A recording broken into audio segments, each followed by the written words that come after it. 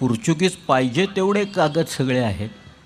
इथं दमणलासुद्धा दमणच्या ह्याच्यात आपल्याकडं आपण तो किल्ला घेतला नव्हता, पण रामनगर आणि जव्हार हे 2 स्टेट आपल्याकडनं आल्याच्या नंतर आपण दमणच्या पोर्तुगीज लोकांच्याकडनं कर गोळायला सुरुवात केली.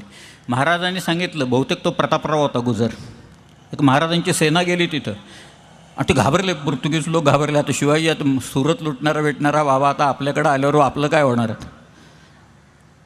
पण म्हणून ते म्हणाले की अरे तोफा तर डागायला पाहिजेत. तोफाला जे ॲम्युनिशन लागतं, दारुगोळा लागतो, त्याच्या किल्ल्या जेसुईट पादऱ्यांच्याकडं होत्या. जेसुईट पादरी आपल्याच किल्लेदाराला म्हणायला लागले, पैसे टाका कॅश तर तुम्हाला ॲम्युनिशन देतो. बघा काय चाललं आहे तिथं त्या दमणच्या किल्ल्यात. शेवटी आपला जो माणूस होता कोण गेलेला, तो फक्त दमदाटी करायला गेला होता त्यांनी तिथं. त्यांनी दमदाटी केली आणि तो परत आला की तुम्ही तो कर आम्हाला द्या, आता नाही दिला तर आम्ही उघडून टाकू.